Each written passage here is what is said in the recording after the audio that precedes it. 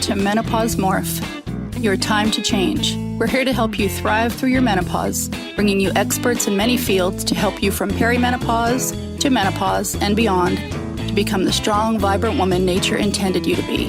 Hosted by Pauline McCarthy of the Pearls of Pauline, pearls of wisdom, compassion, and joy.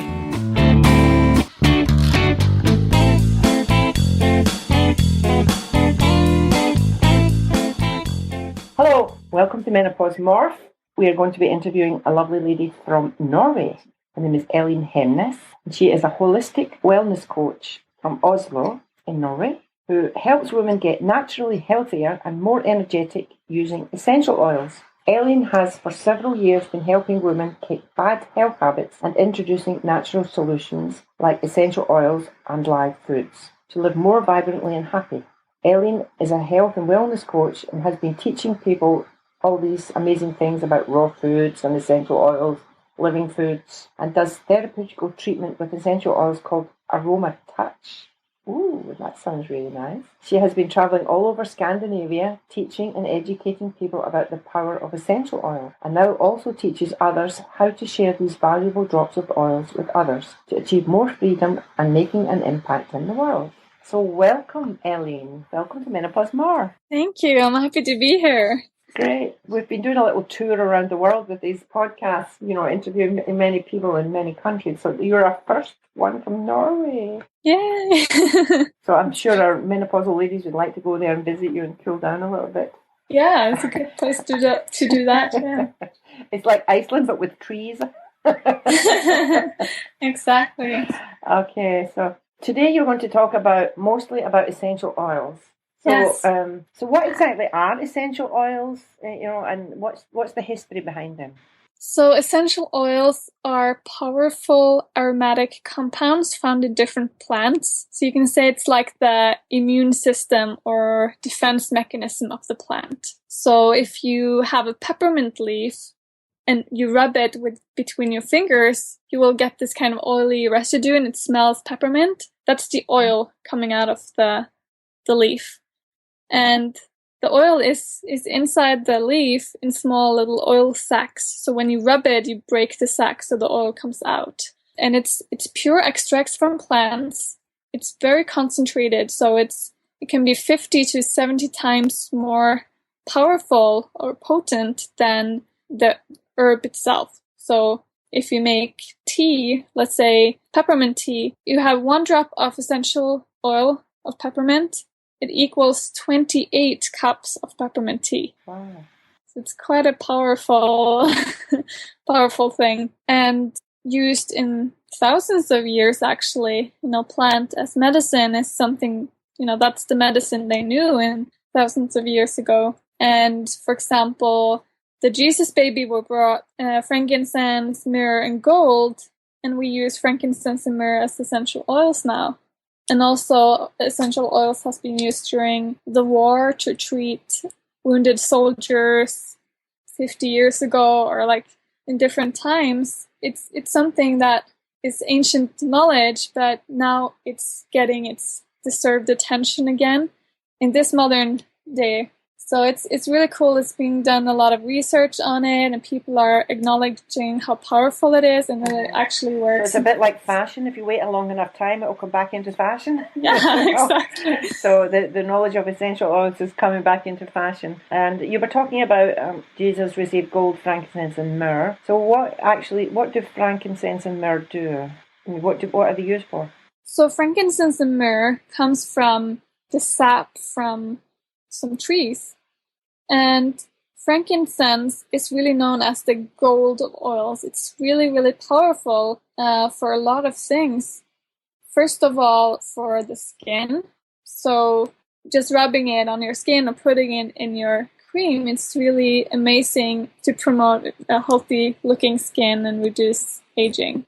Or also for the brain, to help you focus and have like for memory. So that would be very good for menopausal women. It would make us look younger and we would help our memory loss then. Yes, exactly. And also it's really good for mood. Let's say you're really feeling down or even depressed, then the frankincense can help uplift your mood and feel better all the time. So, and it actually, there and then you can feel a difference because the smell affects the brain really quickly. Also for different aches and pains, a lot of people have inflammation in joints and muscles, and it's really good for that as well. So it's like an all-round really amazing oil for different things. And the myrrh, what does that use for? The myrrh is also great for the skin, so you can combine those. It's also known for helping the oral health. So if you have inflammation in your gums or problems with your teeth and mouth, then it's a really good one to use for that. Okay, so you were mentioning it was like they were coming from trees. So if I go into my garden here in Iceland, we've got birch trees. Can I just get some of this oil from a birch tree, or where is it coming from specifically? Well, yeah, that's the thing. Like, for example, the frankincense, it comes from Somalia. That's the only place it really grows. It grows in really, really, really warm and dry environment, and it's only like a specific place. And yeah, you can't really get that from your garden. So if you do a birch tree, it will be a totally different effect if you would ever get an oil from that. Yeah. So there are specific effects. That's why frankincense then is so expensive, because it's only grown in a very, very small region of the earth. Yeah. Yes. Yeah. Yeah, exactly. And myrrh, what kind of tree is that coming from? So myrrh. I won't be getting that from a pine tree in my garden. No, like that's a very special plant as well. So it's not just like anywhere. It's actually truly special. Yeah, I'm just catching you off guard here. If you have to look it up, it's okay. It's not really that important. It's just that I'm very curious to find out, where they are. So I think it's very interesting. Like I was like, oh, I don't really know, but I want to find it out because it's quite similar to frankincense, but it's also very different. But it's used for a lot of the same things, and it's also resin from the tree. So where it's taken from, I don't really remember right now, but so I'm just thinking that if frankincense is only coming from Somalia, and if they were having, I know that they're having a war there recently, that would really increase the price of frankincense, wouldn't it? Oh yeah.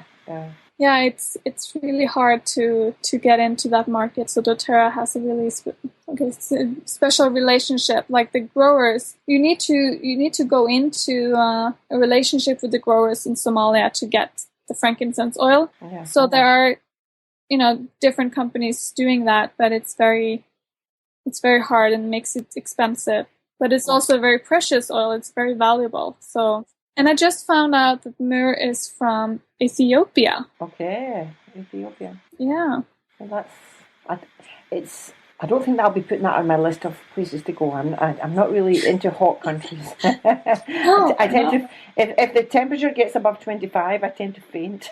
That's why I really enjoy living in Iceland. Yeah, you're like a perfect fit to Iceland.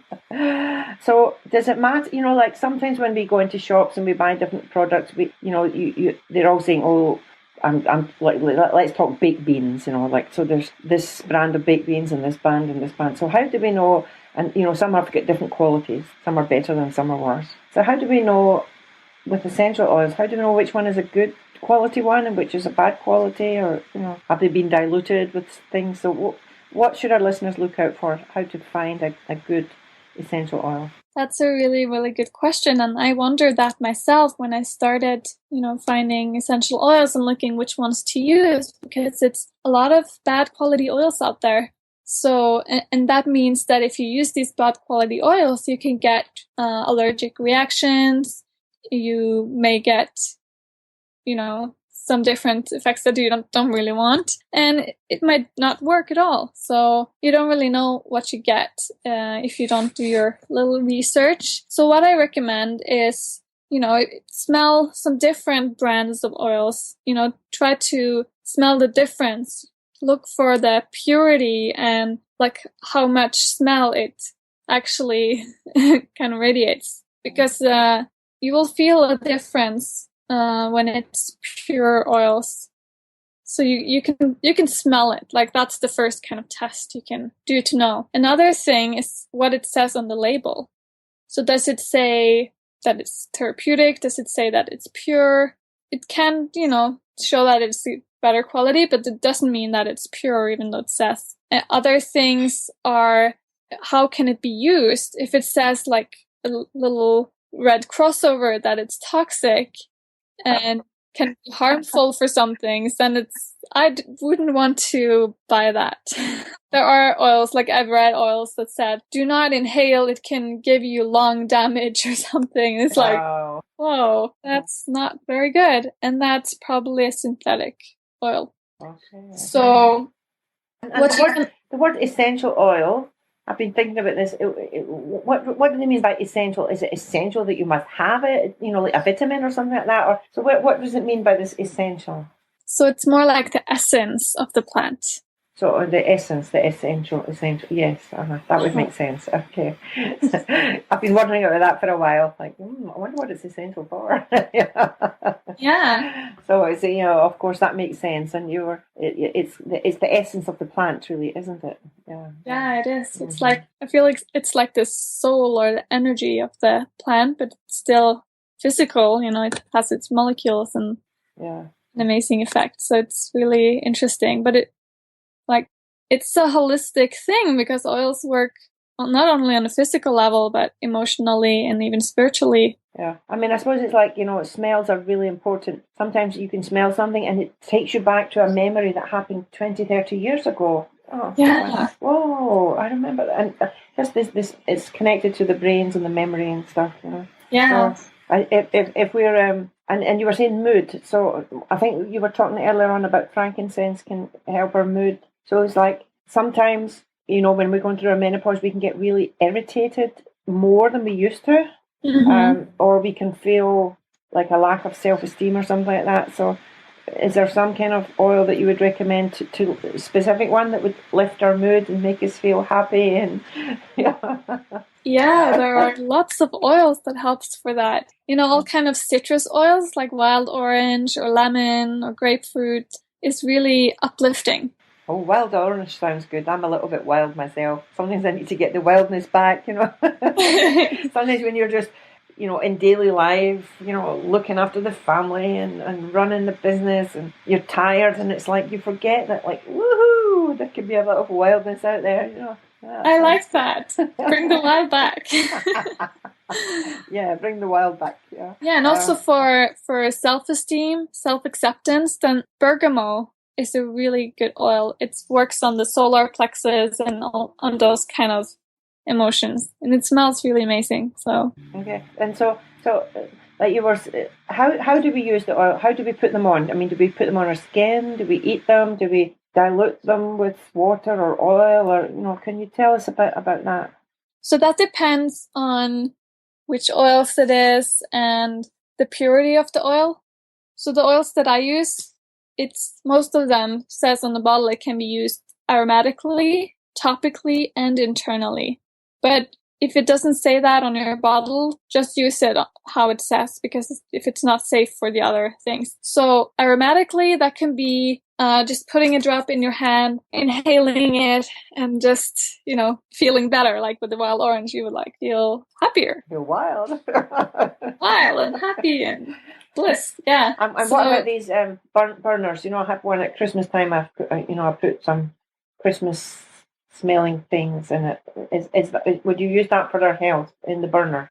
Well, I wouldn't, because it heats up the oil so that it loses some of the therapeutical benefits of the oil. But sure, if that's the only thing you have and you can't afford to buy something better for that, then it's a nice way to spread it in the room. And what would be the better thing then to use? So I use a diffuser, and that's something where you put water in and you put the oils and put the lid on, and it's connected to the electricity. So you just plug it in and steam comes up with the oil, and it doesn't get warm. It doesn't heat it up. So it stays cool, and you get it spread really well in the air, much more than with the oil burners. So I really recommend that. Would our listeners be able to buy one of these diffusers in an electrical store or a health store, or where would they buy them in general?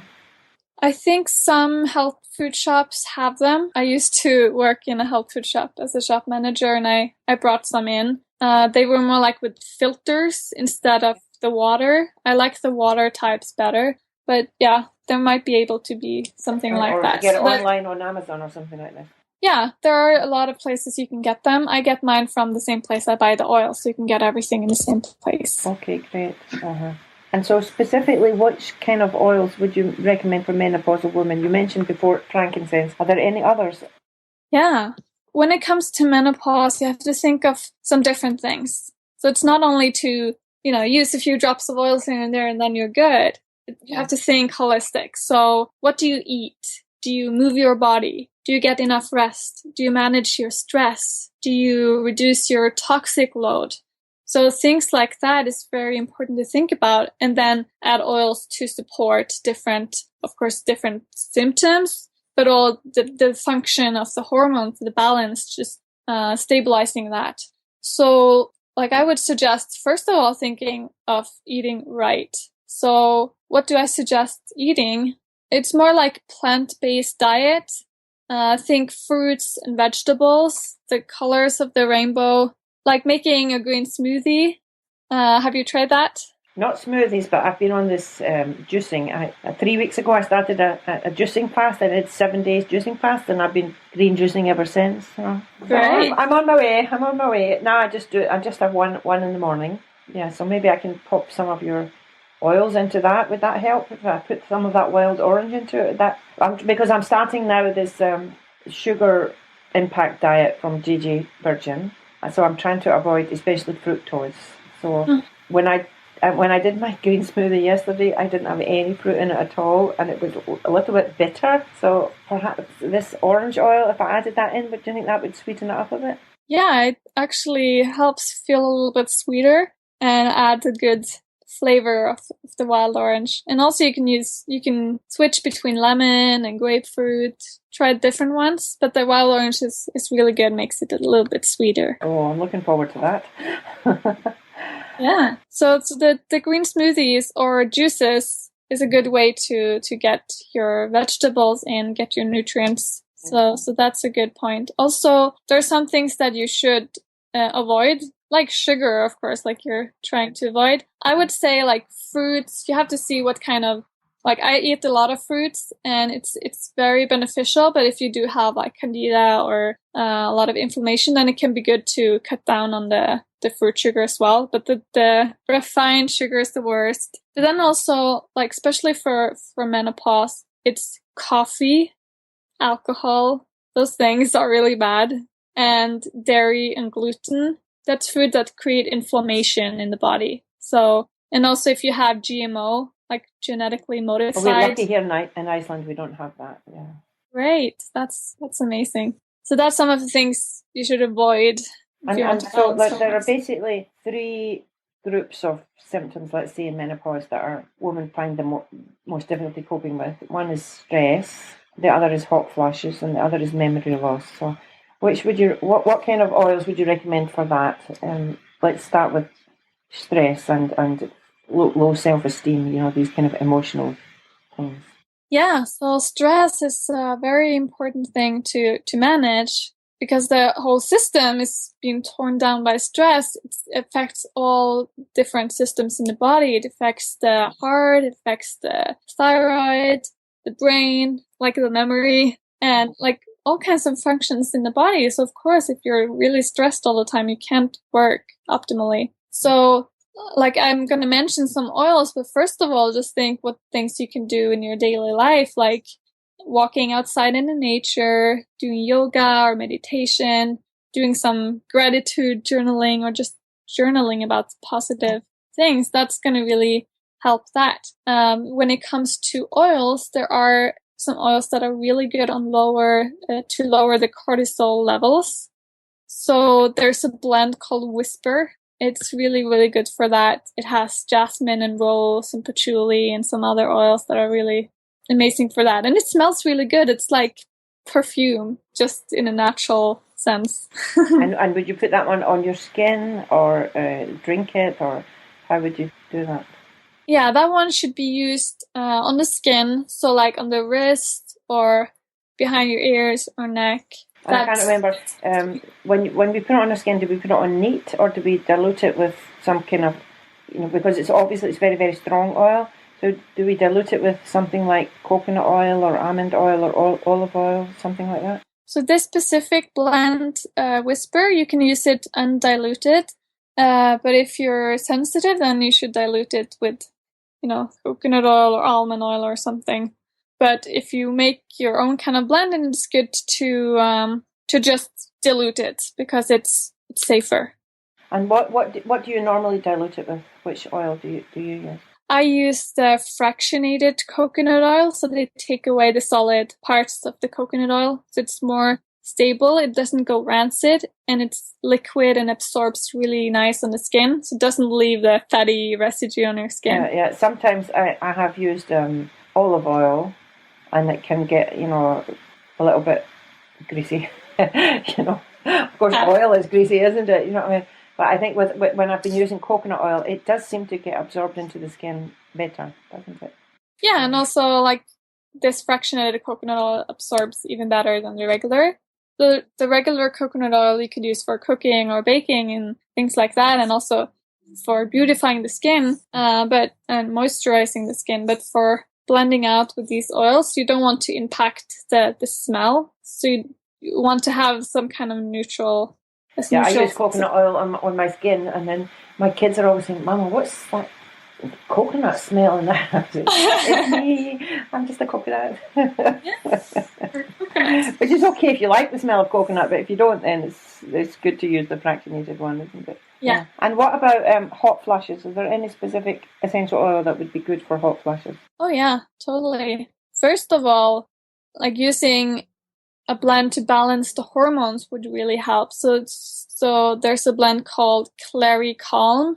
It has clary sage and some other really good hormonal balancing oils in it. So that's kind of a daily thing you use to support and balance the hormones. But if you have a hot flash or feel it coming, then peppermint is a really good one to use for that. It's very cooling. You can rub it under your feet and it will cool down the body, or on your neck, or even make a little spray bottle with water and peppermint and you just spray it on, not in your eyes though. That would hurt.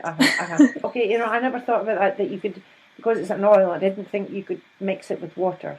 Well, you can. It will kind of lay on the top, so but you just shake it between uses and it works really good. Okay, that's very interesting. I think I'll need to keep some of that beside my bed. Because you're too young to know this, but not only do we lovely mature women get hot flushes, but in the night time we get these night sweats, and it's horrific. You can wake up and your bed is completely soaked. You have to change the sheets, change the pillows. Oh, it's horrible. So maybe a little bit of peppermint oil will stop that, or reduce it at least. Yeah, I think it's a good one to try out for that. And so these are used topically. Is there any essential oil that we could eat or ingest that would reduce hot flushes? So you could make foods with the peppermint actually. So that's possible. Make a peppermint, raw chocolate or peppermint drinks or something like that. That's possible. Peppermint drink sounds very nice, doesn't it? Cooling. Yes. Oh, hear me, I've just got my own plain ordinary water today. I think tomorrow I'm going to put some peppermint in it.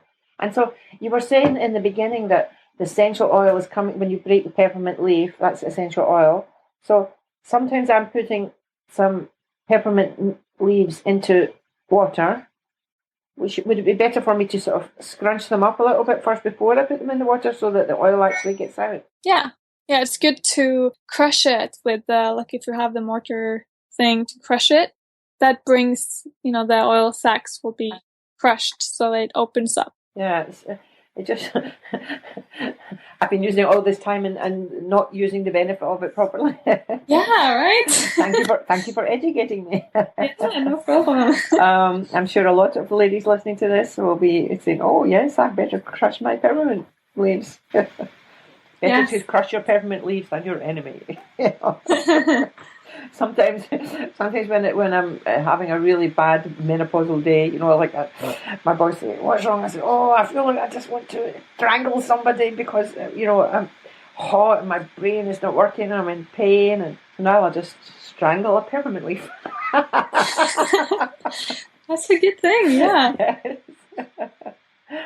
Okay, so memory loss. Okay, this is my big one, memory loss. So what would you recommend that would help us with our memory loss and brain fog? You know, like sometimes it's so bad, I don't even know what country I'm in. I have to, because I travel a lot, you know, and so I don't know if I'm in Scotland or England or America or Canada or Iceland or Norway and I'm looking what side of the road the cars are driving and what language the people are speaking. So help me with my memory loss here. So first of all, you have to think, why do you have the memory loss? Okay, folks, I have to interrupt here a little bit. Ellen's talk goes on for another half an hour, so we're going to split it up into 2 parts. It's so exciting to hear what she's going to say next week. Next week, the second part of her talk will be talking about how essential oils can improve our memory loss. Doesn't make the memory worse, but should make it better. And also about toxins in our environment and how to avoid them, especially during perimenopause and menopause. So as usual, we're not giving out any medical advice here on Menopause Morph. If you want medical advice, please go to your medical practitioner. Looking forward to seeing you next week. Bye for now.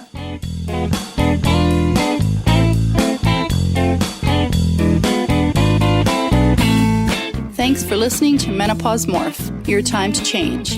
If you've enjoyed the program, be sure to subscribe to the next one and please leave a rating and review on iTunes to help us spread the message about thriving through the menopause. To get a free ebook, more menopausal resources, and to connect with Pauline, please visit www.menopausemorph.com.